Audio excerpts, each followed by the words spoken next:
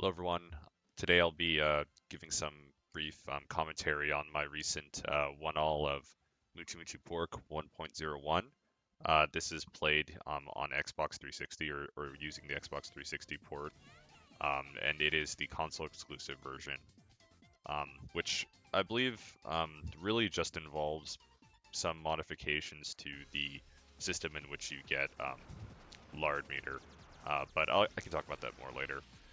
The first part of the stage involves getting your medal value up to the max of 10,000 as soon as possible, and you can see how you exactly do that is you want to be creating the medals by firing your large shot and then picking them up um, by switching back from lard mode to regular shot mode.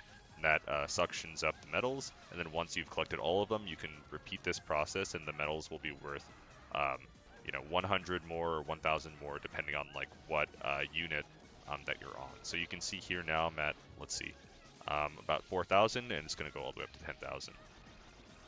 The reason why I'm doing this and why I'm emphasizing the scoring mechanic right at the get-go is because in this game you actually get score extends every, I believe it's 1 million, I believe, points.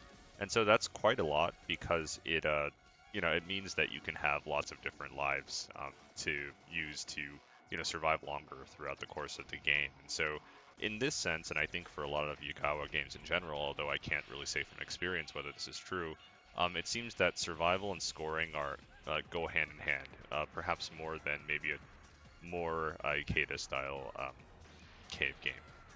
But enough about that. You can kind of see how the general flow of the game is going to be played, where I'm going to be destroying like lots of enemies with the lard meter in order to make these medals drop. I'm going to collect the medals in order to raise my score.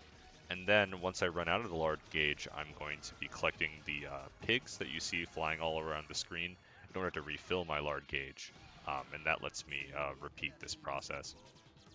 Here's the first boss. There's nothing really too hard about it if you are just playing for survival and are speed killing it. I guess I'll talk about my character choice. So I believe Rafute, who is the character I'm playing right now, is the easiest character to get, a basic survival clear of this game with because um, both she or her lard meter has like a homing characteristic to it, which makes it a bit easier to apply damage to bosses. But also, I believe her bomb is very strong and kills bosses very fast. I think that's one of the reasons why she's less popular for score, because it's more difficult to control how much damage you do to the boss. And boss milking is a very important part of this game, as you might expect. There you can see that I died, but it's really okay because I'm going to get my my first score extend soon. So in stage 2, you can see that there's these water tanks that are going to be coming up on the right. There's one right there. If you destroy it with a large shot, you can see that it dropped a lot of pigs, and then you can use those pigs to restore your lard gauge and continue scoring. So those water tanks appear several parts throughout the game, and they kind of do the same thing. So you always want to be on the lookout for them. Because in a way, the lard meter also is really important for survival as well, because you're firing this large homing shot, right? And it does more damage. You can see that's what the bomb looks like. It summons this giant robot thing that throws a tantrum on the ground and then runs away, and you're invincible throughout that entire portion. So what else about this game is interesting? I think really the most important thing to, I guess, internalize when playing this game for survival is just that any individual mistake or like a dodge that you miss, it really isn't a big deal because you can always recover. And I think that it really proves my point that when you watch, scoring replays or super plays of this game, they usually, in order to milk bosses, the player will use up all their bombs throughout very dense patterns because it generates point items that they can collect to raise their score. And so usually you go down to like 1 or 0 lives and then you go into the next stage. And, that seems very risky on the surface because, well, you're throwing away your hard-earned extends. But when you get so many, and I'm sure if you're really good at scoring in this game, you get even more than I get in this run, then lives are really just a currency to spend and not so much something you have to worry about, um, when you get really good at the game. It's more, uh, it becomes much easier to finish or see the game through once you're really good at scoring as well. That's what's kind of cool about it, and something that I think it was a little bit different for me, having not played so many of these types of games. And once that really clicked for me, it became really simple to clear the game. I think I spent the majority of my time playing this game, like not being able to get past stage 3. And once I kind of learned how these mechanics kind of fit together, going through stage 4 and 5 was comparatively less effort as far as practice goes. Here's the stage 2 boss. It's a little confusing because you can see that there are lots of different destructible parts. Specifically, there's these pods on the top left and top right, which have their own patterns. I've already destroyed the bottom left and bottom right pods. And then it's also going to spawn this giant turret after I kill this pod, which you can see pop up right here. And that thing can take you by surprise, those green bullets. So you just have to be careful and perhaps or practice the boss in order to know it's coming, because I think that's the most dangerous part about it. This pattern also, like, it's a little bit disorienting. I usually just try to stay on one side of the boss on the bottom left or bottom right and macro dodge, which works out pretty well. But if you're not used to doing this sort of thing, you can see how kind of it's confusing, right? Um, it can catch you off guard, so just be careful. The thing also is about this boss that's a little bit weird is that it's not really vulnerable at different parts of its animations, and learning when it's vulnerable and kind of taking advantage of that is important for killing it fast, because it delays the amount of time that it or extends the amount of time that it stays on screen, because you're not always shooting it and you're not always doing damage, right? This is the last pattern. It gets a little bit dense, but it's not so bad that it becomes unmanageable. And of course, you can always bomb. One thing that I haven't mentioned yet is just that you get 2 bombs per life, and there are bomb fragments that appear by destroying grounded enemies with your large shot, and you can pick up the fragments. And that's pretty important because you can actually do partial bombs in this game. So depending on how full your bomb recharge gauge is before it goes to a full bomb, you get some invincibility with it.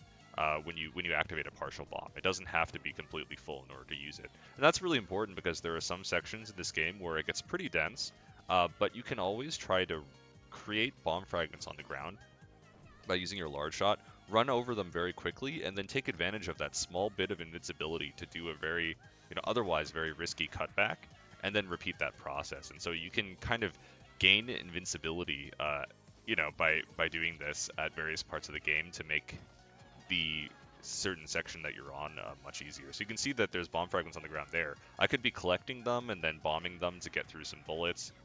I actually don't do that there, but for example, if I were a better player, that's what I would be doing, and making things a lot more safe in the process.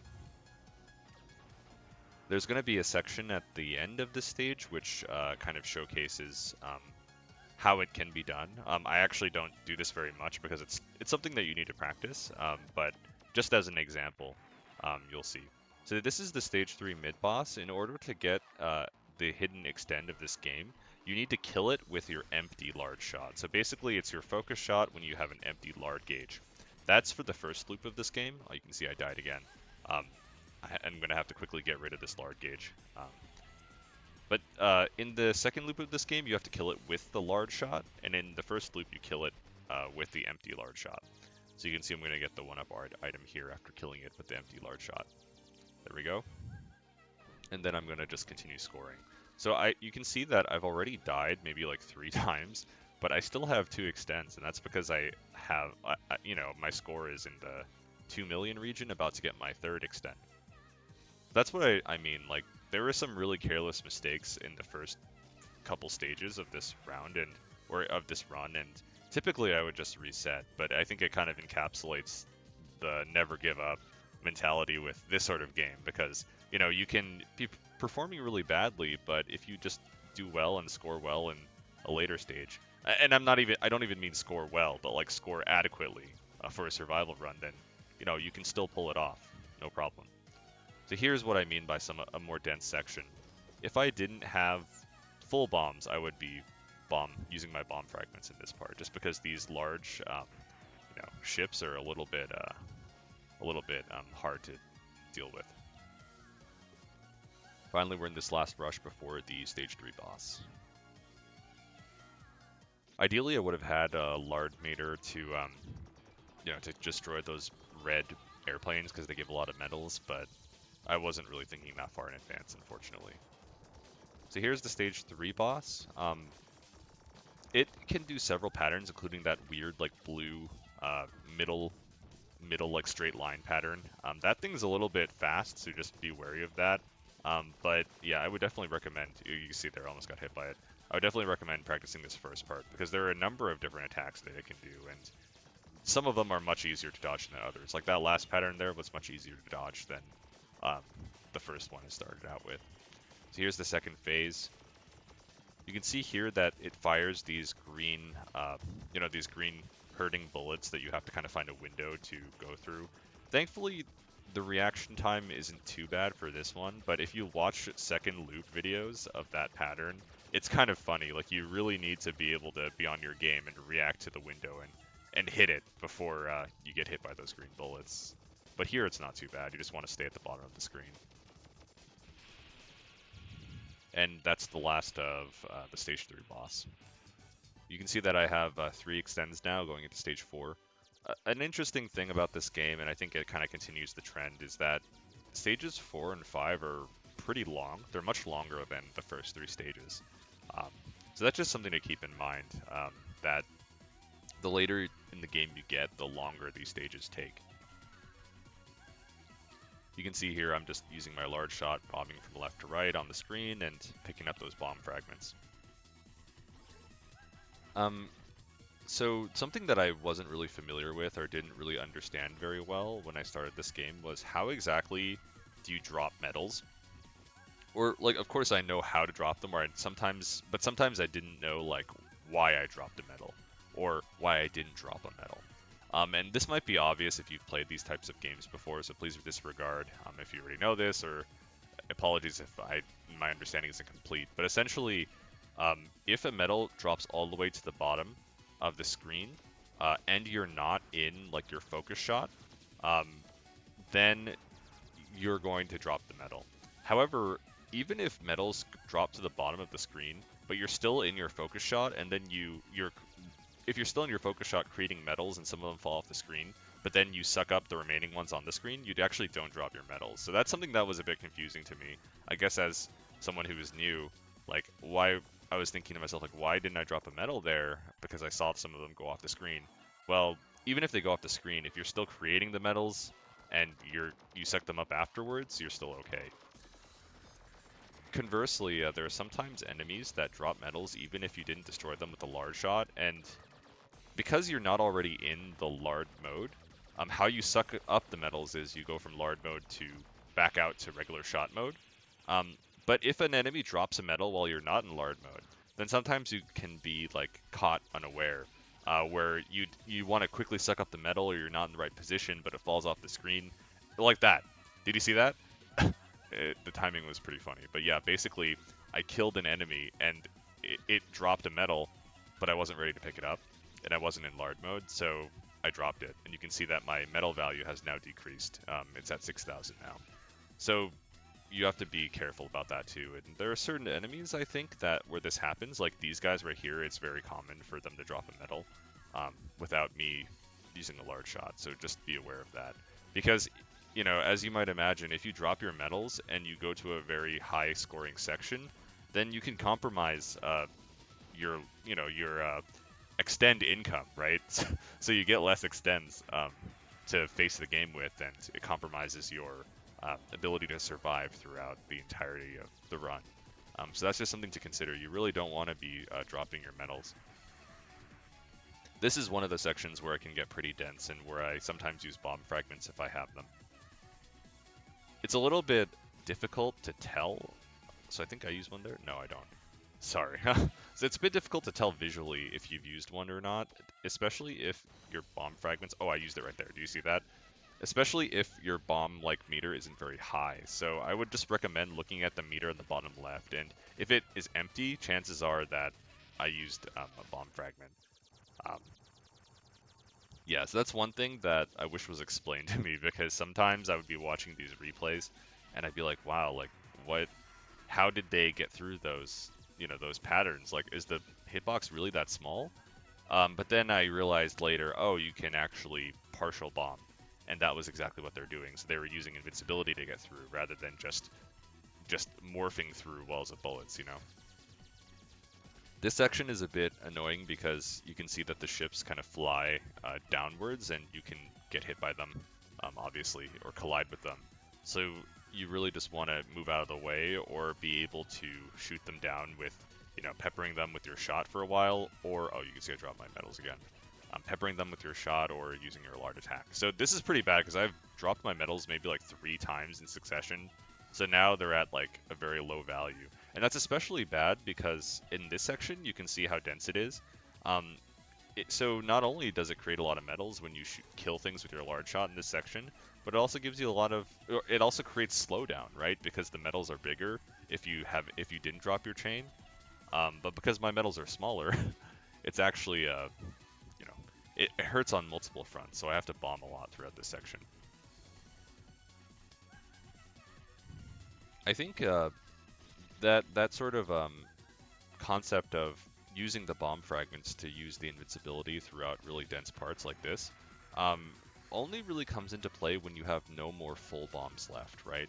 So it's kind of interesting game design where you unlock a playstyle or kind of like a new mechanic by using resources and kind of yeah, the gameplay is very dynamic in that sense. So I thought that was very cool. Um, and definitely a really good survival tactic. So this stage 4 boss is really annoying. You have to route this, basically. So first things first is you have to blow up those wheel pods in the bottom left and right on the wheels right away, because otherwise it makes that around the world dodge much more difficult to do. You can see now that the streams of blue bullets are more manageable. You still have to do this out around the world dodge, but it's not nearly as dense as if you didn't blow up those wheel pods. So in order to do that, you really need to use your large shot on the wheel pods as the boss is scrolling in, you know, and being introduced. Next, you can see here that these next patterns I'm just going to flail around and bomb through, because I think some of them are dodgeable, like they should be, but it's pretty tough. You see that I'm using my partial bomb there, and I'm going to get hit right now. I'm not sure if the boss's movement is random. If the boss's movement wasn't random, it'd be a bit easier, but I don't know. It's, yeah, it's just really disorienting the way the boss is kind of like swerving from left to right on the road and also shooting these things. So I kind of just use all my bombs here. I don't want to take any risks. An annoying thing about the Xbox 360 port is that you can't actually select mid-bosses or bosses, right? And this is especially bad because it's not like this version is available in the arcades, right? Or at least to my knowledge, it's not. So it's not. So I can't use MAME to save state practice anyway. I mean, I guess I can. There's not too many differences, and I did try that with the stage 4 boss. But I'm just pointing out that it's really important to have boss select in your training modes, because otherwise you're gonna have to play through a long stage 4 before getting to try a strategy on the boss in normal practice if you were on the 360, and that's just really annoying. Finally, we're on stage 5. It's, I don't know, I feel like it's very similar to stage 4. Once you kind of get a good idea of how to play stage 4, I think stage 5 comes naturally. Several things to point out though. You see those giant turrets right there? I killed one early, but it's going to shoot those, like, you know, orange popsicle bullets that are really fast. They kind of are aimed at you. So you'd have to be really careful about those, because if you're standing still while one of them's on the screen, it's going to get you. You have to always be moving. Thankfully, though, I'm still doing okay on extends. I didn't feed too many lives over to the stage 4 boss, which is a definite plus, because usually that boss is pretty killer and takes at least 2. Um, but thankfully, I'm okay here.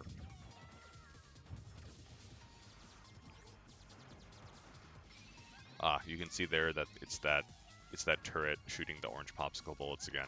These helicopter enemies are also very dangerous. You have to be very careful when they're on the screen, because these hurting bullets are very fast, and sometimes 2 of them come on the screen at once there, so I had to use a bomb. But thankfully, I don't think they pop up too many more times in this stage.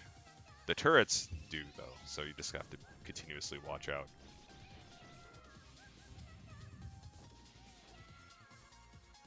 The music in this game is pretty nice. I don't know. I switched to the 360 arrange soundtrack, which I think is great and fits the game very well.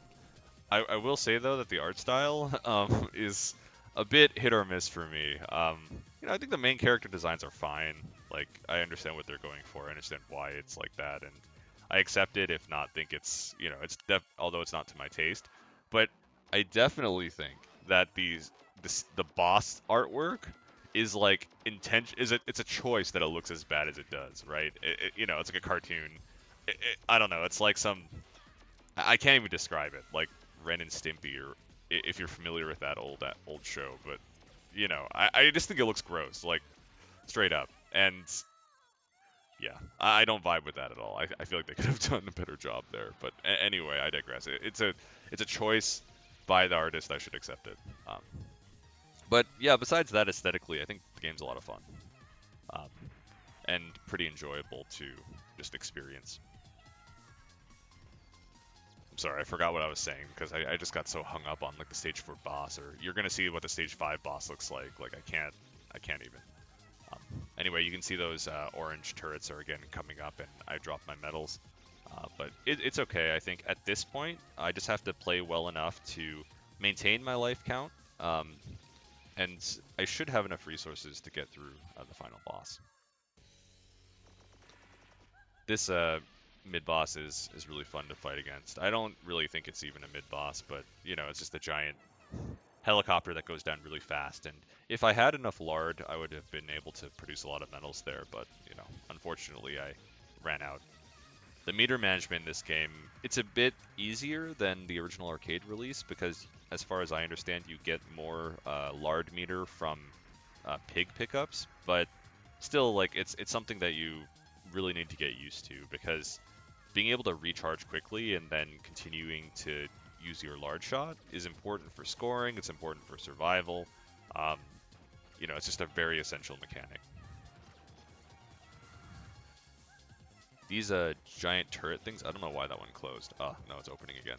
Yeah, gotta be very careful. Do you see how fast those things are? That stream of blue bullets. Yeah, I mean that'll get you the first time you're playing this stage for sure. So just be aware. Thankfully, it's pretty obvious like where they appear. Ah, see, I got distracted and I died to it.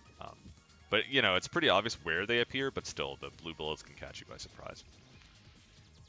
Thankfully, I'm still maintaining my life count at about 82 million points, I believe. Yep, 82 million points. So it extends every 10 million, not 1 million. My mistake.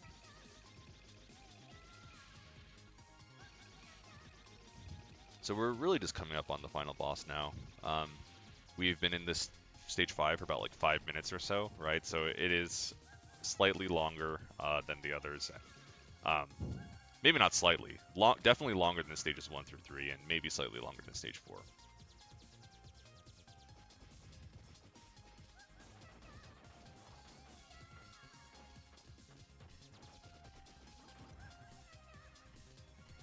I think that once you practice um, the general mechanics or get a good feeling for them, the game feels really rewarding to play. I think like being able to cut through these large streams of bullets and producing lots of metals. It's really fun. I think it's kind of like Death Smiles in the sense that you really are producing so many of these scoring items that it feels really good.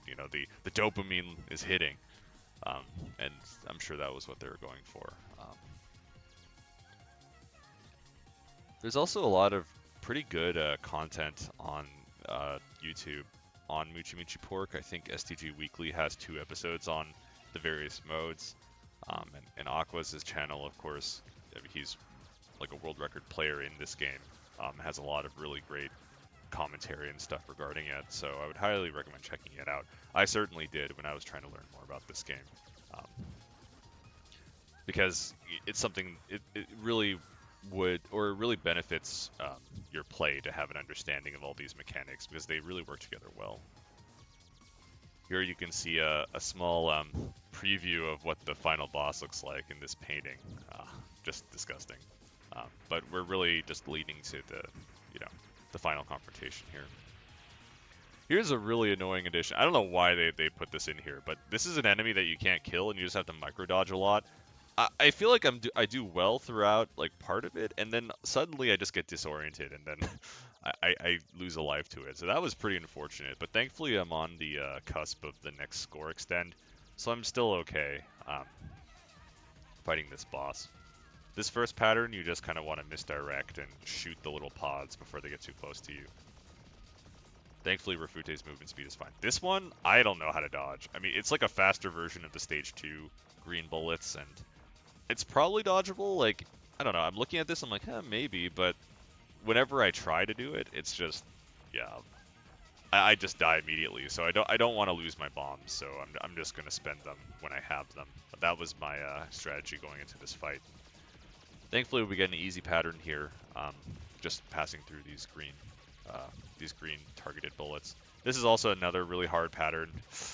It's dodgeable, I think, but honestly, yeah, I don't think I'm there, unfortunately.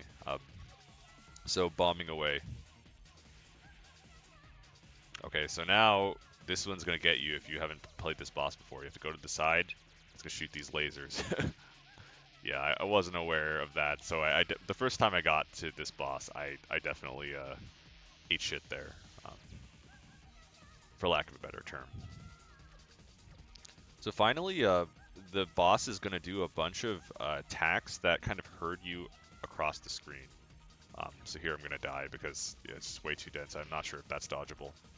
But this is the final like phase, and the way to dodge it or to deal with these patterns is just to go, all around the boss, kind of like the Gara fight in a way. Um, I believe this one you don't have to do it around the world, but this one I found around the world to be pretty safe. Although I realized later, or I learned later, that it's actually aimed slightly away from you. So if you get if you get into a corner and you stand still, it won't hit you. I would just practice that. But since I didn't have save states, right, I was like, I think I can dodge it normally. Um, got hit there, kind of unfortunate. But now that I have 2 bombs, I think this is in the bag. Because this game doesn't have dynamic, or this game has dynamic difficulty, there aren't any health bars. But, I still had a feeling that I would die at this point. And here I've entered the loop, so I don't get far in the loop, so it's not worth talking about. But I think that the requirement is just that you once you see the game, although it could be mistaken. I don't exactly know. I wasn't expecting to activate it. I didn't really, I knew that there was a second loop, but it was in the back of my mind after beating that boss. So when this activated, it's kind of like a throwback to the DFK video I uploaded because I wasn't expecting to trigger any special loop or the EX boss, etc. And so I was like, oh, like I'm already kind of mentally checked out at this point, which isn't good. But you know, not an excuse. Just an observation on my part. I need to not do that. Um, so what do I think about this game overall? I think it's a lot of fun, and something that's a bit less accessible and less people kind of talk about it, at least from like just a general glance at some of the more maybe casual communities around shmups. I'm sure it gets a lot of discussion and a lot of play in the hardcore communities. I mean, some of the world record players are Western players, right? But I guess it's less on the radar for people just getting into the genre or who are newer to the genre, and I think that's definitely a shame because it's a really fun game to play. And if it was a bit more accessible, if it wasn't on the Japanese Xbox 360, then I think it would, it would find a new audience or a renewed audience over here. Um, but that's it. Thanks so much for watching, and I'll see you in the next one.